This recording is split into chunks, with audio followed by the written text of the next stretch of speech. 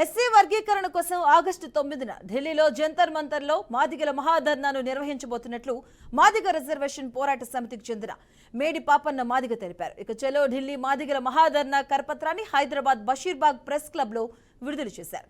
SC వర్గీకరణ జరగకపోవడం వల్ల మాదిగ ఉపకులాలకు సంబంధించినటువంటి విద్యా ఉద్యోగ రాజకీయాల్లో తీవ్ర నష్టం జరుగుతుందని ఇక మేడి పాపన్న మాదిగ అన్నారు. ఇక వర్గీకరణకు మద్దతుగా తెలంగాణ, ఏపీ రాష్ట్రాల ఎంపీ, ఎమ్మెల్యేలు, రాజ్యసభ సభ్యులు పాల్గొనాలని కోరారు.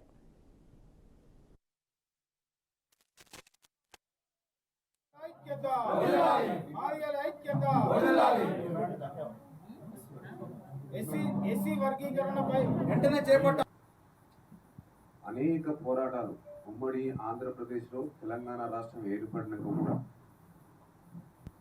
నాయకులు, ప్రజా సంఘాల వాళ్ళు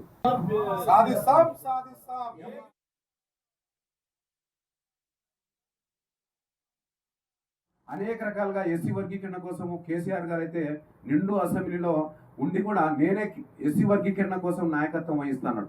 కానీ ఎస్సీ వర్గీకరణ విషయం ఊసెత్తకుండా ఆయన నిమ్మకు నీరెత్తినట్టుగా కేసీఆర్ గారు కూడా ఉన్నారు. అట్లాగే నూతనంగా ఏర్పడినటువంటి నూతన ముఖ్యమంత్రి గారు కూడా మన సుప్రీంకోర్టులో మరి విషయం జరుగుతున్నప్పుడు, ఎస్సీ వర్గీకరణ వాదన జరుగుతున్నప్పుడు ఈ రాష్ట్ర ప్రభుత్వం నుంచి వెళ్ళి మరి మంత్రులు దామోదర్ గారు అట్లాగే ఎమ్మెల్యేలు గారు అందరూ కూడా పంపించడం జరిగింది. మేము సంతోషపడతా ఉన్నాం.